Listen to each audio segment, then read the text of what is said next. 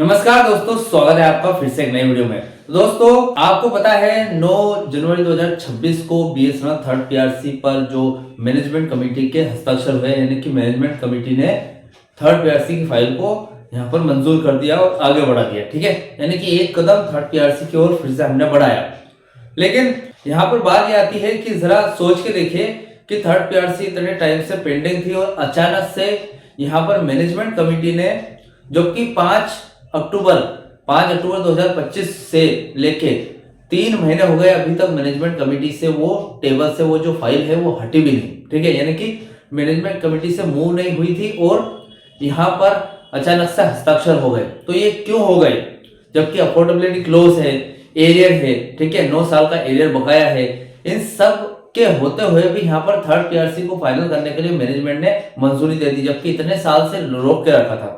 आखिर ऐसा इतनी जल्दी क्यों हुआ, आज इस वीडियो में डिटेल तरीके से जानेंगे इस बात को, और आगे क्या क्या होने वाला है। क्या इसी तरीके से संघर्ष करने से या फिर इसी तरीके से आंदोलन करने से क्या जो फाइल है वो आगे बढ़ती रहेगी और लास्ट में थर्ड पीआरसी फाइनल हो जाएगा। पूरी जानकारी डिटेल तरीके से आज इस वीडियो में आपको देने वाला हूं। चैनल पर नया हो तो सब्सक्राइब करें। मेरा नाम है सुनील विश्वकर्मा। जानकारी यूजफुल लगे तक लाइक करके जरूर जाना। चलिए दोस्तों, बढ़ाते हैं वीडियो को आगे।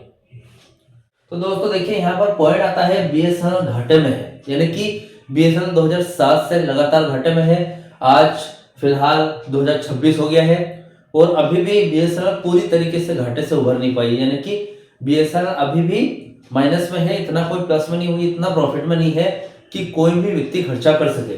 तो भैया यहाँ पर क्या है, बीएसएनएल घाटे में है, फिर भी फाइल को मंजूरी दे दी मैनेजमेंट ने। ठीक है, और ये जो अप्रूवल मिला है ये क्यों मिला है, आज इस वीडियो में जरूर जानेंगे। ठीक है, वैसे ऐसा नहीं बोल रहा हूं मैं कि अप्रूवल मिला तो कोई गलत हुआ, ये तो बहुत सही हुआ, लेकिन ये अप्रूवल जल्दी भी मिल सकता था, यहाँ पर नहीं हुआ और 3 महीना कर दिया उस बात को पेंडिंग हुए। 8 अक्टूबर को ही मिल जाना था यहाँ पर अप्रूवल, तो इतनी डिले क्यों की गई और डिले करने के बाद अचानक से कैसे अप्रूवल मिल गया। ठीक है, वो देखेंगे। एक अफोर्डेबिलिटी क्लोज है जो कि पीआरसी और कर्मचारियों के बीच में आ रहा है। ठीक है, थर्ड पीआरसी लागू नहीं होने दे रहा है। ठीक है, उसके बारे में भी जानेंगे हम कि वो अचानक से कैसे हट गया या फिर उस पर क्या काम कर रही है, मतलब बीएसएनएल कंपनी ने कैसे मान गई कि अफोर्डेबिलिटी क्लोज को हटाने के लिए। उसके बाद 9 साल का एरियर भी एक सबसे बड़ी बाधा है। एरियर 9 साल का एरियर मतलब लाखों का एरियर। ठीक है, तो लाखों का एरियर माफ तो होगा नहीं। ठीक है, कुछ ना कुछ तो प्लानिंग करी होगी सरकार ने, तो उसके बारे में भी यहाँ पर जानेंगे। ठीक है, तो देखिए, जो भी खबर है, जो भी अपडेट है, उसको पूरी स्टेप बाय स्टेप समझेंगे। ठीक है, बीएसएनएल थर्ड पीआरसी की बात करें तो जीत का पूरा खाका और भविष्य का रास्ता। मैनेजमेंट का झुकना केवल एक प्रशासनिक फैसला नहीं है, बल्कि यह सालों से चल रहे संघर्ष की रिजल्ट है। देख सकते हैं। ठीक है, देखिए अफोर्डेबिलिटी क्लोज को सबसे पहले समझेंगे। देखिए क्लोज का समाधान कैसे हुआ, यानी कि क्लोज तो काफी टाइम से लगा हुआ था, 2017 से लेके अभी तक क्लोज का ही तो बहाना देती आई है मैनेजमेंट की, भैया अफोर्डेबिलिटी क्लोज लगा हुआ है, ये जैसे ही हटता है हम थर्ड पीआरसी लागू कर देंगे। तो ये कैसे हटा, ये सबसे पेचीदा इशू है भैया यहाँ पर, जिसे अब राष्ट्र हित के तर्क से सुलझाया गया है। ठीक है, देखिए नया तर्क क्या लगाया गया, मैनेजमेंट ने स्वीकार किया कि बीएसएनएल का घाटा व्यवसायिक विफलता नहीं है, बल्कि स्वदेशी तकनीक यानी कि 4G और 5G को अपनाने के कारण हुआ है। ठीक है, यानी कि अदर जो कंपनीज है जैसे कि जियो और एयरटेल, इन्होंने विदेशी तकनीक को अपनाकर ये जो टेलीकॉम इंडस्ट्रीज की रेस है इसमें आगे निकल गए और 5G कब का रोल आउट कर चुकी है जियो और एयरटेल, और अब 6G की तैयारी में है, जबकि बीएसएनएल में 4G पूरी तरीके से पूरे पैन इंडिया में रोल आउट नहीं हो पाया अभी तक और 5G लॉन्च ही नहीं हुआ अभी तक। वो इसीलिए क्योंकि बीएसएनएल चाहती है कि पूरा सब कुछ जो भी काम हो 4G तरीके से देसी तरीके से हो, यानी कि देश की ही कंपनी होनी चाहिए, बाहर की कंपनी कोई इन्वॉल्व नहीं होनी चाहिए। ठीक है, तो इसी की वजह से देरी हुई और थर्ड पीआरसी लागू होने में भी देरी हुई और इससे कंपनी को घाटा भी बहुत हुआ है और अब थर्ड पीआरसी उठाने का खर्चा भी नहीं कंपनी के पास। ठीक है, अब क्योंकि बीएसएनएल देश की सुरक्षा और आत्मनिर्भर भारत के लिए काम कर रहा है, इसलिए इसे रणनीतिक क्षेत्र यानी स्ट्रेटेजिक सेक्टर घोषित कर मुनाफे वाली शर्त यानी कि अफोर्डेबिलिटी क्लोज से छूट देने के प्रस्ताव तैयार किया गया है। ठीक है, यानी कि अभी क्या है, बीएसएनएल को विशेष छूट मिलेगी क्योंकि बीएसएनएल ने थर्ड पीआरसी की पेंडिंग 9 साल से कर दी है, यानी कि 9 साल से पेंडिंग थी, थर्ड पीआरसी ड्यू थी। ठीक है, और देखा जाए तो 4G और 5G का रोल आउट हो रहा है, इसके चलते अगर जो मजदूर है या फिर जो कर्मचारी है अगर वो हड़ताल पे बैठ गए तो ये रोल आउट वगैरह कौन करेगा, ये काम कौन करेगा।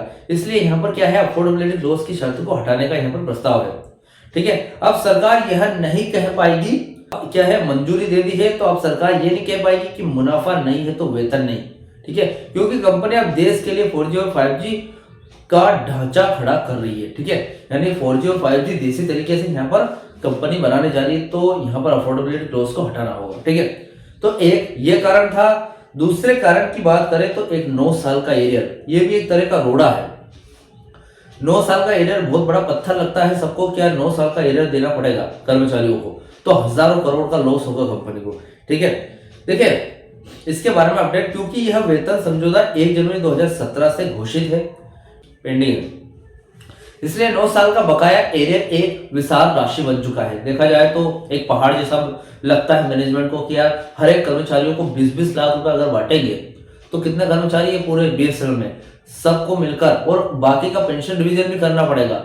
और खाली एरिया नहीं, यहाँ पर थर्ड पीआरसी लागू करने पर सैलरी में भी इंक्रीमेंट होगा, ग्रेचुइटी इंक्रीमेंट होगा, उसके बाद लीव इंकेशमेंट वगैरह बहुत सारी चीजें देनी पड़ेगी। ठीक है, एरियर के फॉर्मूले की बात करें तो चर्चा यह है कि मैनेजमेंट नोशनल आधार पर वेतन वृद्धि को 2017 से लागू करेगा, लेकिन नगद भुगतान की तारीख अलग हो सकती है। ठीक है, यानी कि नोशनल आधार पर, मैंने आपको नोशनल के बारे में बताया था, अगर नोशनल आ जाता है तो हो सकता है आपको आपका पूरा एरियर नहीं मिल पाएगा। उसमें क्या होगा कि आपको कागजों पे दर्शाया जाएगा कि आपको एरियर मिल गया है, लेकिन आपको एरियर मिलने लगेगा 2026 के बाद में, या फिर आधा एरियर पूरा मिलेगा और आधा एरियर मिलेगा ही नहीं। ठीक है, तो कुछ इस तरीके से। और भुगतान की तारीख अलग हो सकती है, यानी कि भुगतान, जैसे एरियर तो पूरा मिलेगा लेकिन भुगतान की तारीख हो सकता है कि 2026 के बाद आपको जैसे जैसे पैसे बढ़ते जाए, कंपनी प्रॉफिट कमाती जाए, वैसे आपको भुगतान करे। ठीक है, मैनेजमेंट ने संकेत दिया है कि इतनी बड़ी राशि एक साथ देना कठिन होगा, इसलिए इसे 3 से 5 साल की किस्तों में देने का विचार किया जा रहा है। ठीक है, यानी कि आपको ये 3 से 4, 5 से 7 साल तक हो सकता है, 5 साल के अंदर अंदर तो वैसे यहाँ पर बताया गया अपडेट में, लेकिन हो सकता है और भी डिले हो जाए, 5 से 7 साल तक लगातार आपकी किस्तें चलती रहेगी, क्योंकि 9 साल का एरिया 20-25 लाख रुपए हर एक कर्मचारी को बहुत बड़ी बात है देना। ठीक है, अभी तीसरा पॉइंट है मैनेजमेंट आखिर क्यों झुका, जो कि सबसे बड़ा पॉइंट है। ठीक है, अंदरूनी कारण देखेंगे।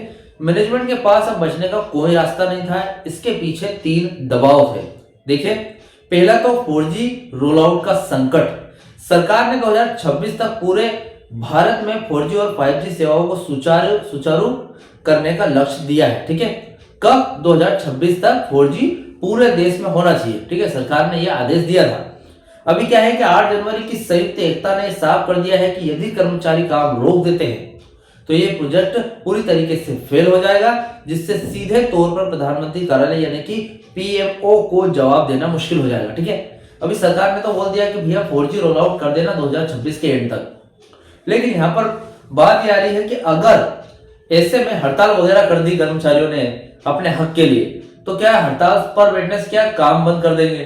काम बंद कर देंगे तो जो स्पीड से बढ़ रहा है 4G 5G रोल आउट, वो नहीं हो पाएगा। ठीक है, उनका लक्ष्य पूरा नहीं हो पाएगा, तो नाराज तो होंगे भैया प्रधानमंत्री जी। ये उसके बाद यहाँ पर लिखित अप्रूवल मिला भैया। इस बार यूनियनों ने केवल आश्वासन नहीं लिया, यानी कि गारंटी नहीं ली है भैया, बल्कि लिखित पत्र, रिटन कमिटमेंट लेटर ले लिया है।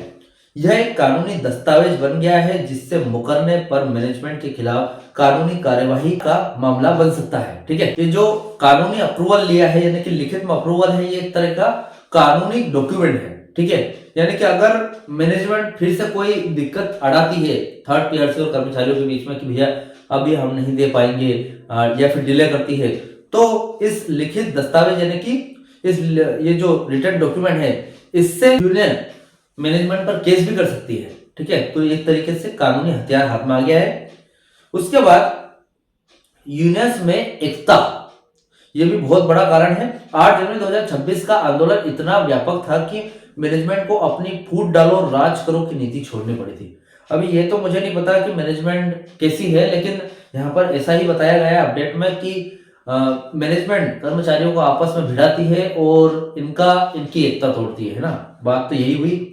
तो वैसे तो जो यूनियन है, इन्होंने काफी अच्छी एकता दिखाई थी 8 जनवरी 2026 को इससे ही मैनेजमेंट पर दबाव बना और मैनेजमेंट कमेटी ने मंजूरी दी। ठीक है, अभी फाइल की अगली स्थिति देख लेते हैं कि अब आगे क्या होगा। ठीक है, मैनेजमेंट टेबल पर मंजूरी मिलने के बाद फाइल इन कुछ और विभागों से गुजरेगी, जैसे कि बीएसएनएल बोर्ड में यहाँ पर वित्तीय जो बोझ पड़ रहा है कंपनी पर उसका लास्ट आकलन होगा। ठीक है, एनालिसिस होगा। उसके बाद डोट के पास जाएगी। यहाँ अफोर्डेबिलिटी क्लोज जो कि सबसे बड़ा रोड़ा है, आधिकारिक उसमें आधिकारिक छूट मिलने की उम्मीद है। ठीक है, फिर डीपी कैबिनेट के पास जाएगी। भारत सरकार सार्वजनिक उद्यम विभाग प्रेसिडेंशियल डायरेक्टिव जारी करेगा, जिससे बाद में सैलरी स्लिप में नया वेतन दिखेगा।